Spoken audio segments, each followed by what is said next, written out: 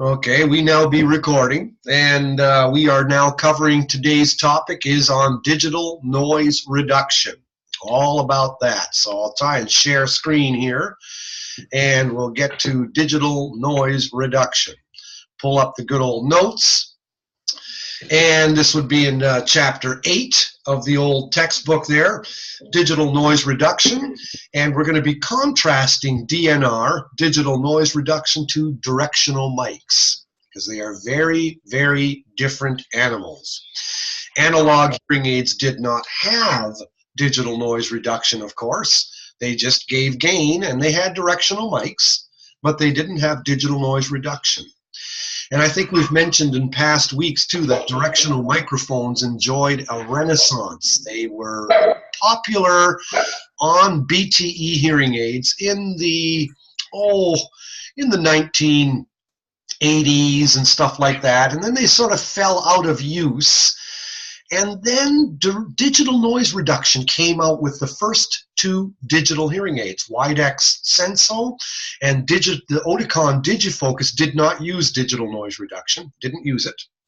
They used Bill with seven bands, and the Widex Senso had 3 channels in it, and they used digital noise reduction. But guess what? It didn't work to increase speech understanding.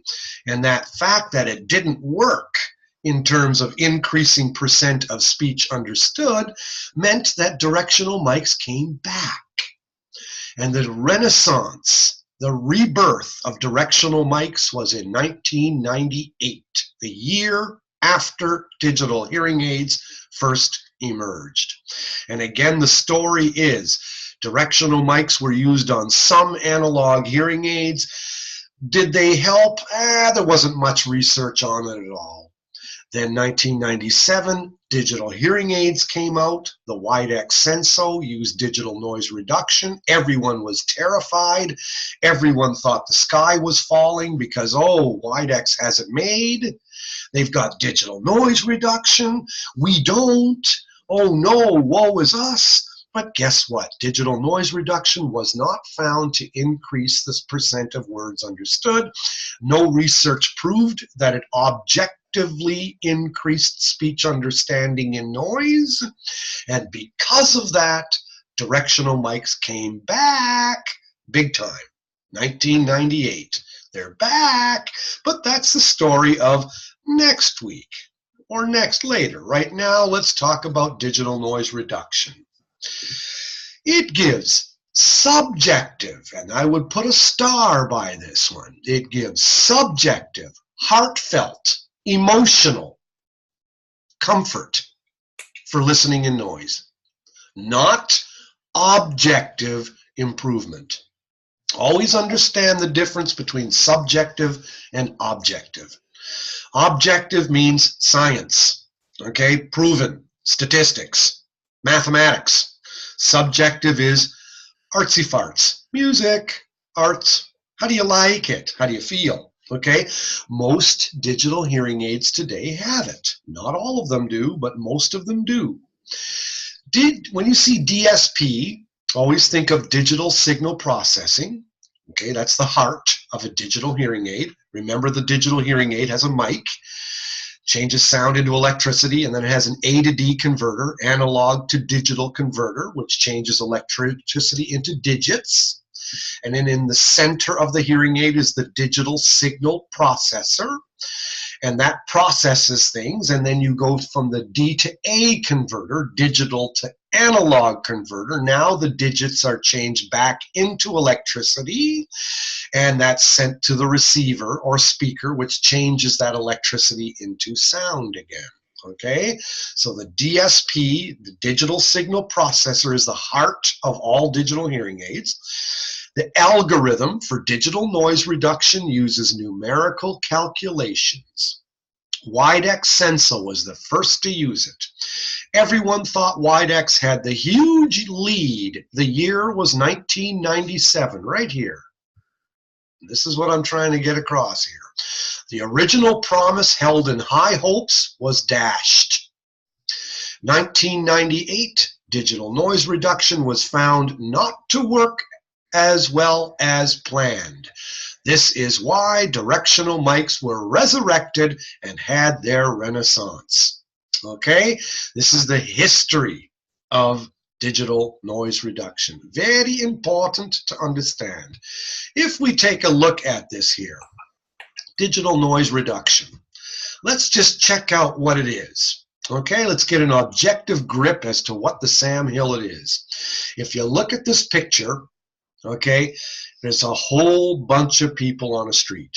Probably taken somewhere in Europe, because if I look at this sign, I can't read what that says. So it's probably in Czechoslovakia or somewhere, Poland, who knows. Now, the thing is, if I can get rid of this stupid, there you go, noise reduction. My internet connection is unstable. I always love it when it says that. Noise reduction implementation is fraught with flaws. In other words, the problem is speech and noise are mixed together. So look at that street full of people. Think of the noise, think of the speech. How are you going to separate speech from background noise? They're mixed together, almost like if you took peanut butter and jam and you mixed them all together in a bowl, and now you're going to spread it on your bread. How are you going to separate the peanut butter from the jam? They're mixed together, and it's not easy to just separate the two. I'm going to show you a story here. They're going to look at three little syllables, three little piggies. Now this is a story of three little piggies called Ba, Da, and Ga.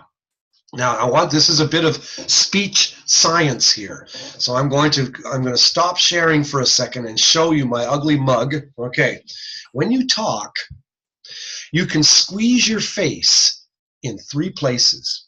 The lips, ba, ba, bob, bill, back. Okay, then the next place you can squeeze your face is with your tongue behind your front teeth. Ta, da. Okay, da, da, with your tongue. That's the front, ba, middle, da, da, da, and ga, with G or K is with the back of your tongue against the roof of your mouth. So if you watch here, it's like front, middle, back, ba, da, ga, pa, ta, ka, front, middle, back. That's why the nursery rhyme, patty cake, baker's man, is so good for kids, because you're saying pataka, front, middle, back, pataka, patty cake. You're making the child use all parts of the face in talking. Okay, so this is what I'm trying to get now. We'll look at these syllables again. Here you go. We'll share a screen and look at the syllables. Here's ba, da, and ga. Okay, so you've got the front, lips, you got da, tongue behind your front teeth, and ga, back of your tongue against the roof of your mouth. Now let's look at the axes on this little graph here. Horizontal is time, okay? Vertical is frequency. And the orange bars here represent the resonances of your throat while you are saying those syllables. So there's two resonances of your throat when you're saying those two syllables. You can see one here and one here. And when I'm saying da, one here and one here. And when I say ga, one here and one here. So all three dimensions of sound are shown on here. Time, frequency, and amplitude. Now these orange bars represent the resonances of your throat. They're called formants, F-O-R-M-A-N-T-S, formants. They're the resonances of your throat. Now if you look at the orange bars, they're at the same frequencies, aren't they? Then when I say ba, da, ga, the bottom resonance is identical and the top resonance is at the same frequency. Look at my cursor. It's at exactly the same frequencies. So it's not so much the sound that's telling you the differences.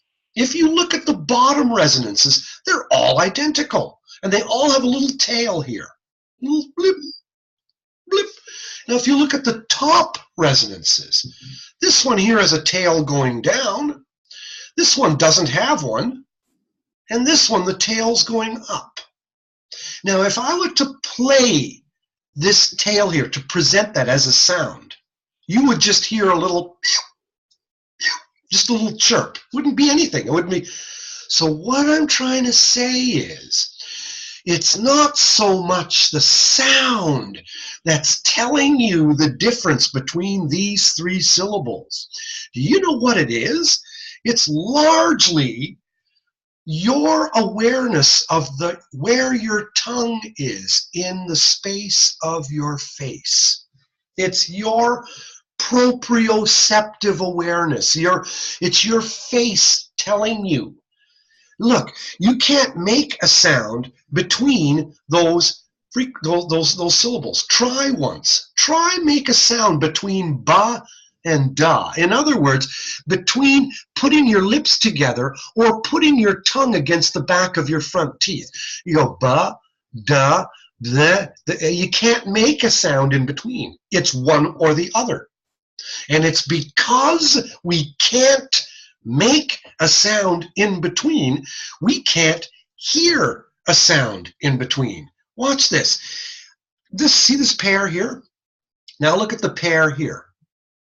If I want to make this pair here sound like this pair here, I'm going to cut off a little piece of the tail here. If I cut off a little piece of the tail and play these together, you'll hear ba.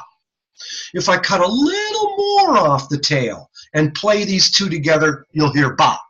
If I cut a little more off the tail here and play these two together, you'll hear da. You won't hear anything in between. You're going to hear one or the other. And the reason why is because you can't make a speech sound halfway in between. So it's not only the sounds that you hear that are telling you what the syllable was. It's knowledge of where your tongue is in the space of your mouth that's helping you discern what the syllable was. That's called the motor theory of speech perception. It's a bit complicated, but what the story is this. If you look at these three syllables again, how is digital noise reduction supposed to take out the noise without destroying the tiny little but all-important acoustic speech cue, like the tail here? How is a digital noise reduction supposed to take out the noise without throwing the baby out with the bathwater? The answer is it can't. Let's look at it from another angle, an easier angle to understand. Here's a picture of a bunch of mountain ranges. Maybe they're in California, maybe they're in Idaho, it doesn't matter. Maybe they're in the hills of Rolla, Missouri. Who cares? Look at the three green hills. Now you can call this speech in quiet. On the left is the red. Okay, those are the vowels. Those are the low frequencies. Vowels are louder and lower, right? And on the far right are the high frequency consonants. Sh, t, k, p, all the high pitched lip sounds. So highs are on the right, lows are on the left, and this is called speech in quiet. So here's frequency along the horizontal. Okay, lows on the left, highs on the right. And here's time going up, okay, starting at 0 and going to what, 2.5 seconds or whatever. And intensity is shown by the height of the tips. Now think of these tips as trees on the mountains. Okay, just now, that's speech in quiet. Here comes the noise. Now when noise comes in, it's like water is filling up the valleys. So what has the water covered here? The water has covered the high frequencies. It's covered the high-pitched sounds. Now my question to anybody is, how is a digital claw supposed to come in there and remove the water, the noise, without at the same time snapping the trees? You see what I'm saying? The answer is it can't be done.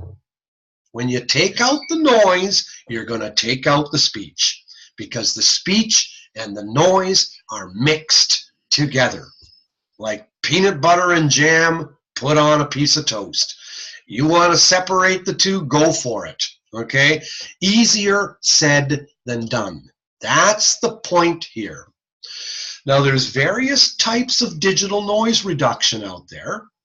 One's called spectral subtraction, one's called phase cancellation, another one's called spectral enhancement, there's another one called speech synthesis. Oh my God.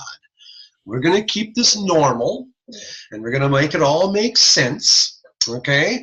And we'll just talk about it a bit. Check it out. Now, spectral subtraction. That was the first approach at it. This is what we thought, hey, let's try this. I know how we can separate speech from noise, said the scientists. Okay, I'm going to have a cup of coffee here. Here's what they said. We're going to measure the spectrum. And you remember what a spectrum is. Frequency on the horizontal, amplitude on the vertical. Okay? Frequency on the horizontal, amplitude on the vertical. And it's a spectrum.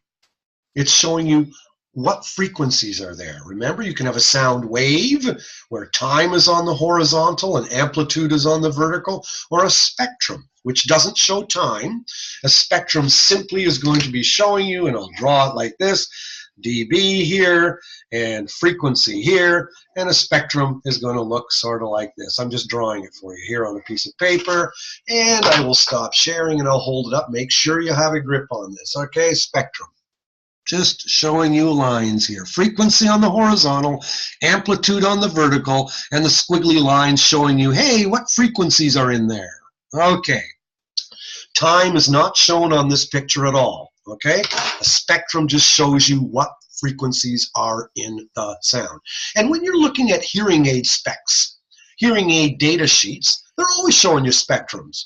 You're going to be looking at the gain of the hearing aid, the maximum power output of the hearing aid, and you're going to see a spectrum. That's what they show you, okay? So spectral subtraction. Check this out. So what they do in a noisy cafeteria, you got people talking and stuff like that, they'll measure the spectrum of speech and noise together. Okay, so they'll take a spectrum and okay, that's the speech and the noise together. And then during pauses in the conversation, so let's say I'm talking to you across the table, 3 feet away from you. During pauses in our conversation, the spectrum of the noise alone is estimated. Then they'll take the spectrum of the speech and noise that they originally measured, and they'll minus the spectrum of the noise that was taken between pauses of the conversation, and they'll subtract that. So they'll take the spectrum of speech and noise minus the spectrum of just the noise, and theoretically, this will leave you with the spectrum of speech. Hey, let's try that. You understand what I'm saying, though? Spectrum of speech and noise combined. Then during pauses in the conversation, they'll take a spectrum of just the noise, and then they'll take the spectrum of speech and noise that they originally measured and minus the spectrum of the noise that was taken between sentences in the conversation, and theoretically that would leave you with just the spectrum of speech. The problem, as it says on the bottom of the slide here, is that noise spectrum is wide, and so is the speech spectrum. They intersect with each other. So removing the noise spectrum removes the speech. Let's see what happens here. Take a look.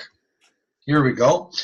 Here's the speech plus noise spectrum. There we go. I want that bar to go away on the top. Speech plus noise spectrum. Okay, speech is the red. So follow the red line. Most energy in the vowels, louder and lower, and then less energy in the high frequencies. Okay, have a good look at this picture. Okay, so the speech spectrum, you should also know this for real ear measurement and anything you're taking in this course in hearing aids, okay? The speech spectrum is like pink noise, not white noise. White noise has a flat spectrum all the way across. So if I were to draw that for you to make perfect sense, because we must keep these things in mind, I'll draw you a spectrum of white noise. And white noise will have a flat spectrum. I'm just going to draw this for you to make sure you have a good understanding of it, okay? And pink noise will have a drop-off. So I'm going to draw this here. Okay, now stop share screen, show picture again. Here we go. Okay, look at that picture. White noise will have a flat spectrum, equal decibels across the frequencies.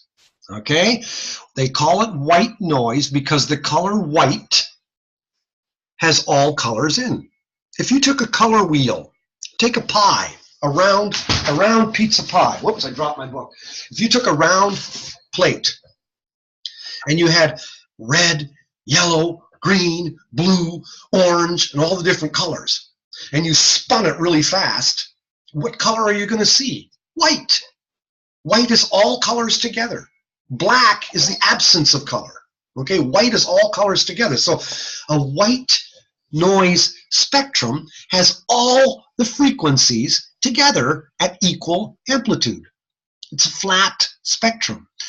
The spectrum of speech is sloped. And look at the sloped spectrum here. It's called pink noise. And they call it pink noise because the color red is the lowest light waves. Ultraviolet is the highest frequency of light waves. So when they're talking broadband noises, we use color analogy. There's blue noise, there's brown noise, there's pink noise, there's white noise. White noise would sound like a radio between stations. Pink noise might sound like this.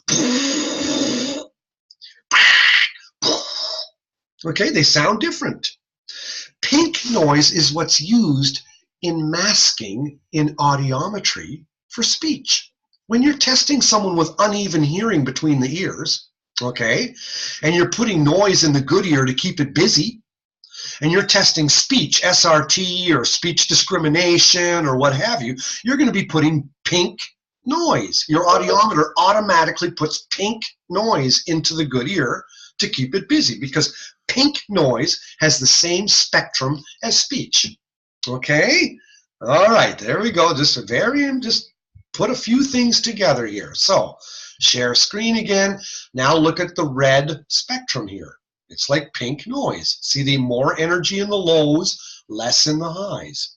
Now, mixed with this, you'll see two devil's horns here. It's very appropriate for the day after Halloween. Okay? One horn over here and one horn over there. Those are two theoretical narrow bands of noise. Narrow bands. Okay? Just one band of noise here and one band of noise there. All righty then. If that's the case, here's the bands of noise. Okay, you happen to have a narrow band of noise here and a narrow band of noise here. Here's the speech and noise spectrum together. Okay, so the speech being red and the narrow bands of noise being yellow, and here's the spectrum of the mixed together. Oh, groovy, great, okay, whatever, okay, fine. So if you take the speech spectrum and the speech and noise spectrum together, and you subtract this from it, okay, you have this speech and noise spectrum together, and then between pauses of conversation, you want to subtract the narrow bands of noise. Okay, so do that. What will you have left? You will have the dotted. Okay, that leaves quite a bit of the speech spectrum, doesn't it? It's not a terrible. You've lost something. So here, I'll show it again. This combined minus this equals this. So the dotted, the speech spectrum now is left with the noise removed. And yes, look on the left, I've lost some of the very lows, and I've lost some of the very highs. Yep, I have lost, but I haven't lost a bunch of stuff I haven't lost. Because the noise spectrum was here, and it was here.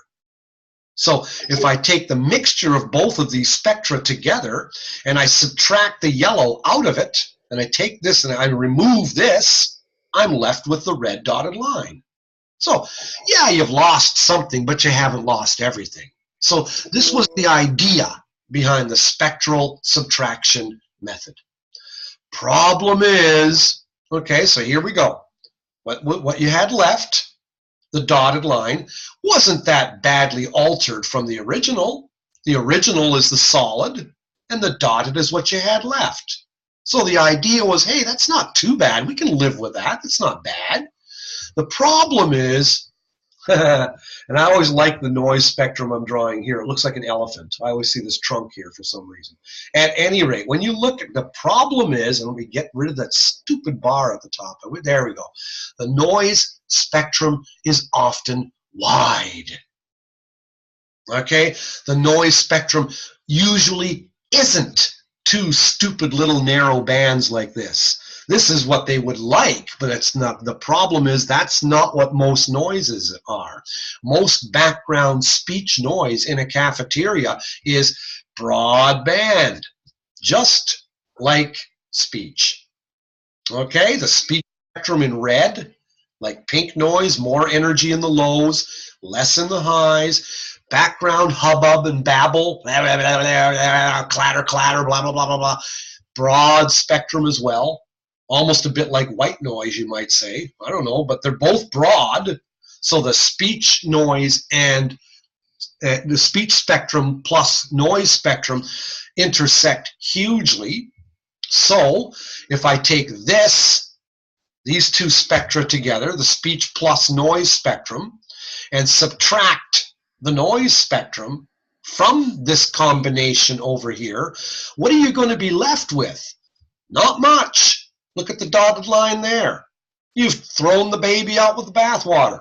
I took the combination over here, and then I subtracted just the noise spectrum from the combination spectrum, and I'm left with diddly squat. The red dotted line, you haven't got anything left. So guess what? The spectral subtraction method doesn't really work. They couldn't do it. They tried, but they couldn't do it. Good. Now we can, so you've had the former broad, wide speech spectrum that you're seeing here in the thin red line has now been badly altered, and you're left with the dotted line. Okay, the speech plus noise spectrum minus just the noise spectrum leaves you with very little left because both spectra were wide in the first place. Most background noise is not narrow little bands like this. If it was, then the spectral subtraction method would work. Because the spectrum of background noise is wide like speech, the method doesn't really work. Time for a coffee here, a sip here. Okay, second method. Phase cancellation. Check this one out. Now, this is used in noise reduction headphones. I'm going to stop sharing and ask you, have you ever worn noise reduction headphones? I have, in airplanes. Bose makes them, B-O-S-E. You can buy them at bookstores or various places, and you can put them on, and hey, man, you can watch your movie, or listen to your radio, or listen to whatever you're doing, and it's great because you're wearing you got a little unit like this, and it goes up to headphones, and it's like, hey man, the noise is canceled, and I can hear really well. I can hear what I want to hear from the unit I'm playing.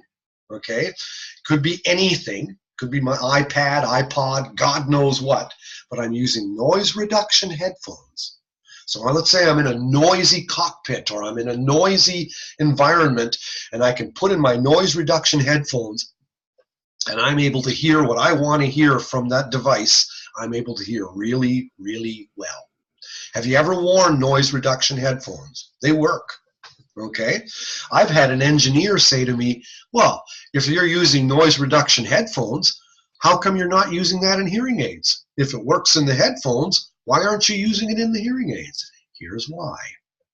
Okay, let's check it out, because noise reduction headphones do work. Noise reduction headphones work because they use phase cancellation. Now we're not talking a spectrum anymore, okay? Remember, a spectrum is frequency on the horizontal, amplitude on the vertical, okay? Now you're going back to sound waves. See, remember, sound has 3 dimensions: frequency, amplitude, time. A flat piece of paper has only 2 dimensions. So I need 2 different pieces of paper to show the 3 dimensions of sound. I need a spectrum with frequency on the horizontal, amplitude on the vertical, and I need a sound wave like you're looking here in the white. Sound waves where time is on the horizontal and amplitude is on the vertical. Amplitude is spoiled. It's on the vertical with both sound waves and spectra. When you think of a spectrum, always think of a slice of time, a spectral slice.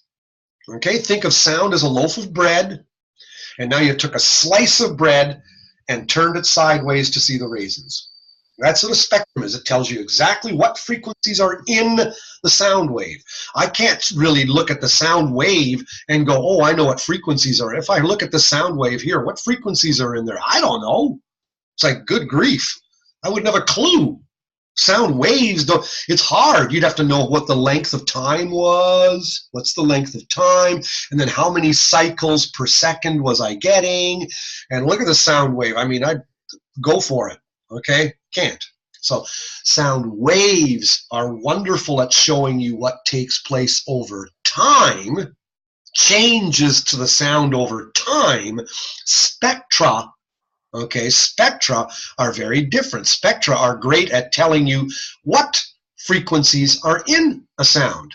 So if you're looking here, I can see exactly what frequencies are in that sound. There's these, and then suddenly none over here. Okay, so spectra are great at telling you what's in a sound. If I look at the speech spectrum, here's a speech spectrum. Lots of energy in the lows, less energy in the highs. Yep, it's telling me all these frequencies are in speech, but these here, where my cursor here, these are not in speech. Okay, I know the amplitudes of all the frequencies, tells me exactly what's in it. Fine, okay, great. Back to phase cancellation. You're looking at sound waves. And if you take this sound wave, have a look at the top one here, and you mix it with an inverted one, opposite in phase, what are you going to get? The sound of one hand clapping. Silence. Okay, this phase plus the opposite phase equals flat, nothing. Okay, that's phase cancellation. Remember, we discussed that regarding feedback in hearing aids. One of the digital features is feedback cancellation. And what does the hearing aid do? It measures what the feedback is, at what frequency. What frequency is that feedback? Okay, and then the hearing aid makes an opposite wave and presents it so it cancels out the feedback. Okay, it's using phase cancellation. So do noise reduction headphones. So have a look. Exact time waveform is measured, and that's going to be of the noise, the waveform of the noise. And number 2, they invert it. Inverted noise is added to the original noise waveform, and that cancels out the noise. So think of the top one as being the noise, the waveform of the noise, and noise cancellation just says, hey, let's invert that and add it to the original noise waveform, and you'll cancel it out. Okay, that's fine and dandy. How come it works in headphones, and why doesn't it work in hearing aids? Okay, so have a look here. Phase cancellation is used in noise reduction headphones. Why not in hearing aids? How come? Well, here goes. And expect this on a final exam. Expect this on any type of quiz, because this is what you are going to need to answer clients because they're going to ask you this. Promise. You will remember this day, this Zoom session, and as soon as you get out there in clinic, well, you know, I've got noise reduction headphones. How come they can't do that in the hearing aids? Well, here's why. In headphones, speech is sent directly to your eardrum from the headphone, right? Coming out of the headphones, going down your ear canal, hitting your eardrum. The noise, the competing noise, however, is picked up by the mic, by a tiny mic on the outside of your headphone. Okay? Digital hearing aids don't have this luxury because both speech and noise are picked up by the mic of the hearing aid. Do you get it? So if I've got the speech, the signal, what I want to hear is sent out from the headphone into my ear canal, great. But the noise, the competing background noise, is picked up by a mic on the outside of my headphone. That noise is inverted and sent into my ear, canceling out the noise. Hearing aids don't have this luxury. Read what it says. Both speech and the noise are picked up by the mic on the outside of the hearing aid. Here's a picture of it. Okay, here's a headphone on an ear. I just made an ugly old headphone, much like the TDH39 circumaural headphones, just to kind of illustrate why phase cancellation can work in headphones but not in hearing aids. Noise from the outside, the red, creeps in to your ear. The speech, the signal you want to hear, is in blue. It's sent directly out from the headphone itself.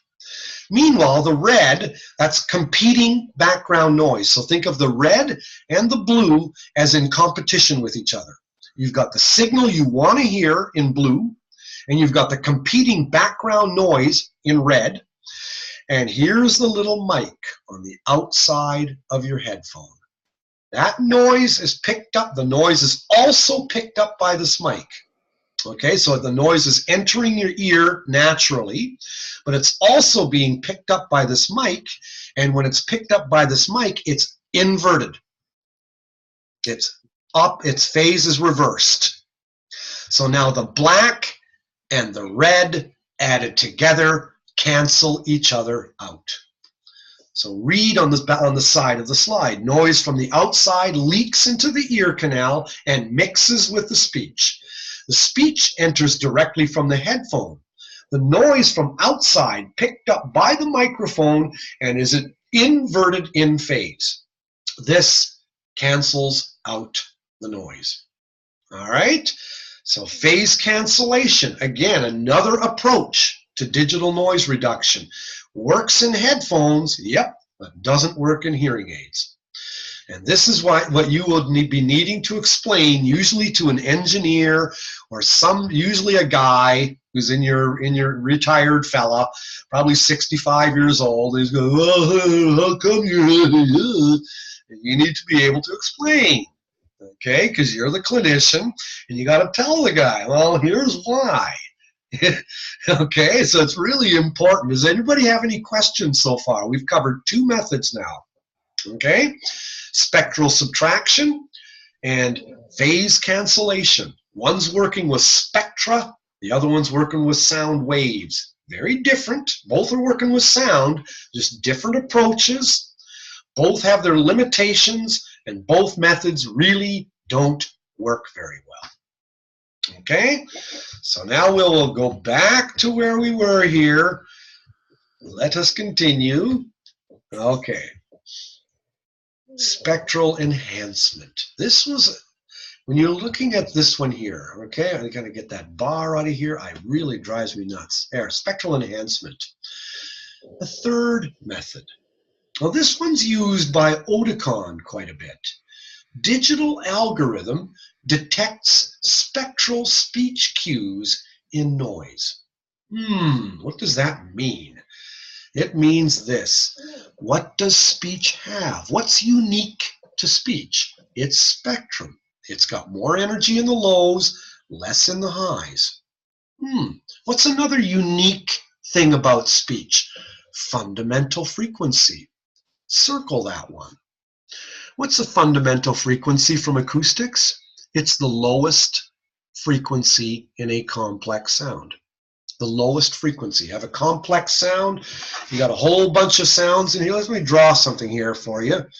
Let's say you have a spectrum and it's got a whole bunch of different frequencies in it, but specific frequencies. So I'm going to draw this here and call this decibels here, and I'll hold it up and I'll show you. Okay. Now here's a spectrum, and you can see frequency on the horizontal, decibels on the vertical, and you'll see 5 lines. Well, the leftmost line is the lowest frequency in the spectrum. It's called the fundamental frequency. The next frequencies are called harmonics, aren't they? Okay, remember that from acoustics? So here you go. Fundamental frequency is this little piggy right here that I'm pointing at. And the harmonics are equal multiples of that fundamental frequency. All right, fine and dandy. Well, now take a guy's voice. What's the fundamental frequency of Ted Venema's voice? Okay, it's got a whole bunch of frequencies in it, but what's the fundamental frequency? 125 hertz. A male fundamental frequency is about 125 hertz. A female fundamental frequency of speech is 250 hertz.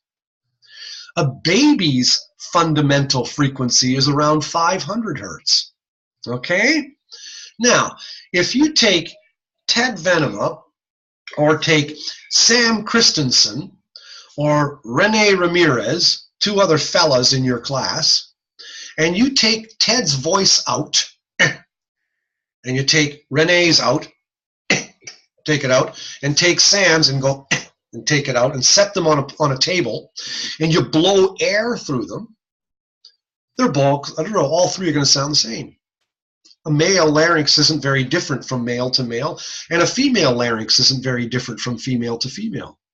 What makes your voice sound different is the fact that your heads are different. Just like a horn, a clarinet, a trombone, a trumpet, they all sound different from each other. They may produce the same fundamental frequency, but the mass and stiffness of the horns is going to cause different resonances. So you're going to have different kinds of harmonics. Great. Okay. That's why Sam Christensen's voice is going to sound different from Ted Venema's voice. Because his larynx and my larynx aren't that different from each other. But his head and my head are different. And my head is the horn. So I have different mass and stiffness in my head than another guy does. That's what makes voices sound different from person to person. Good. This is just a review of good old acoustics, okay? But it's very important. Everything is dominated by mass and stiffness. Mass resonates with lows, stiffness resonates with highs. So the fundamental frequency from guy to guy to guy isn't all that different, but it's the height of the harmonics that's going to be different from guy to guy to guy. And it's the same thing among women. All right, now we will share a screen again. Take a peek. The digital algorithm detects spectral cues in noise that are typical to speech.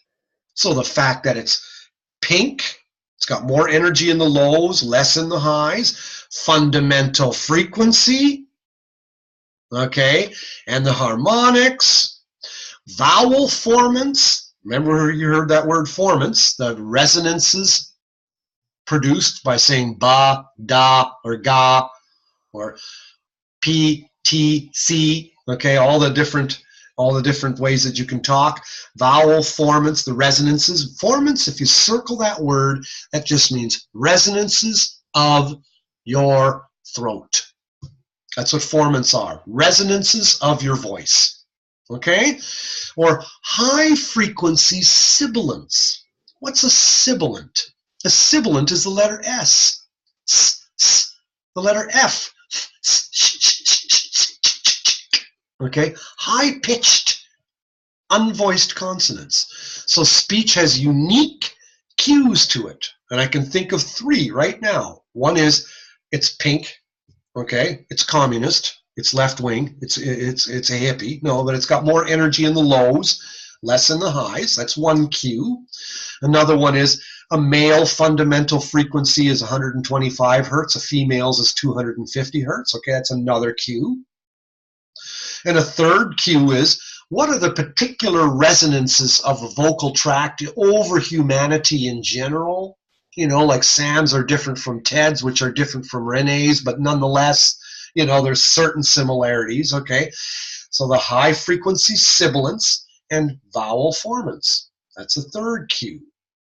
So what it's going to do is say, hey, man, every time that these particular cues are present in a sound, what we're going to do is amplify the crap out of it, because it's probably speech. So if the mic picks up sounds and it has the certain cues that are lots often found in speech, we're going to say, hey, that's probably speech. Amplify the crap out of it.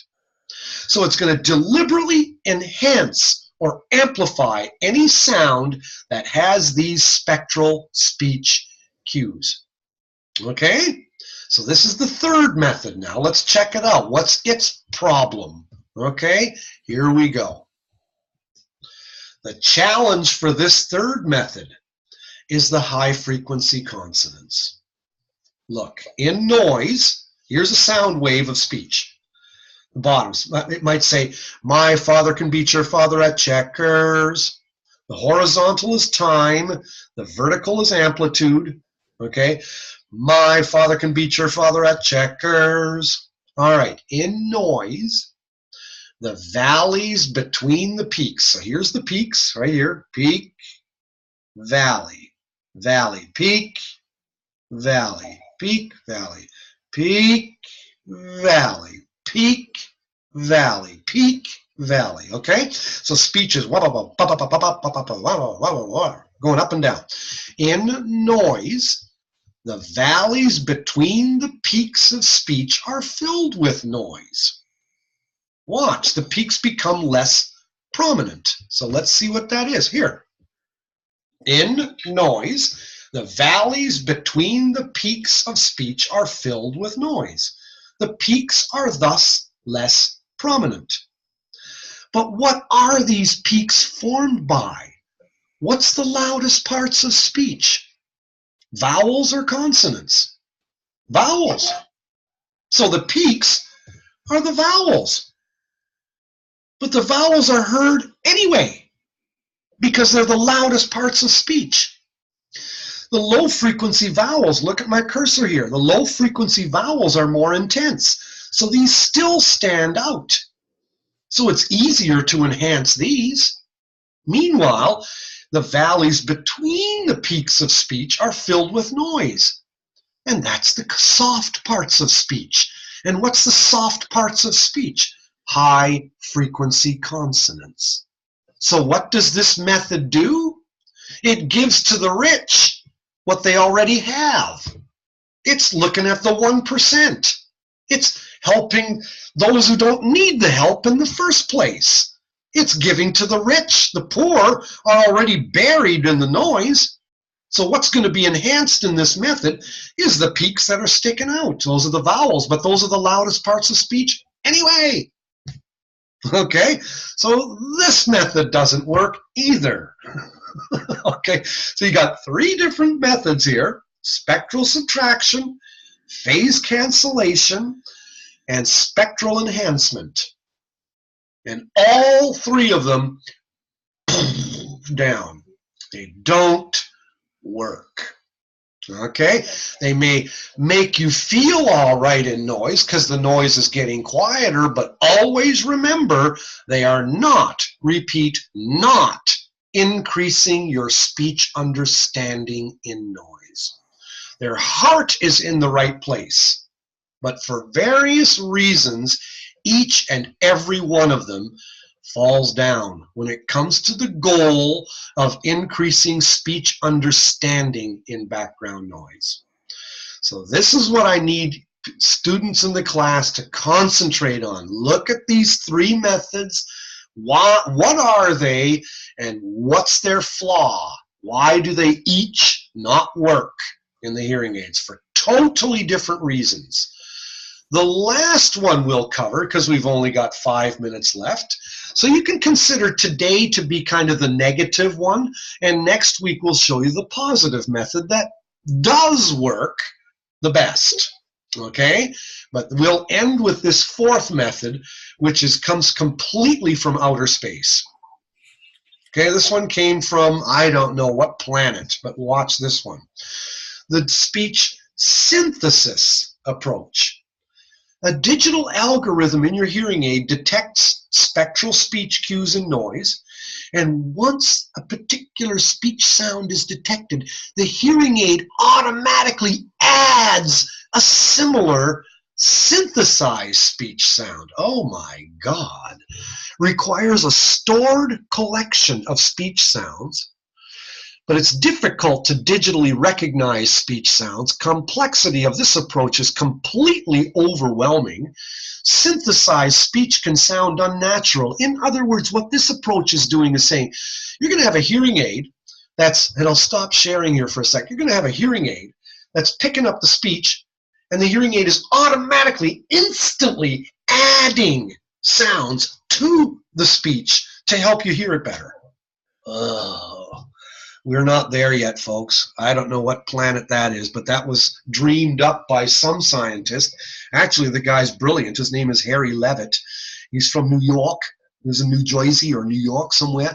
Anyway, I don't see how that method could be used in today's digital hearing aids either.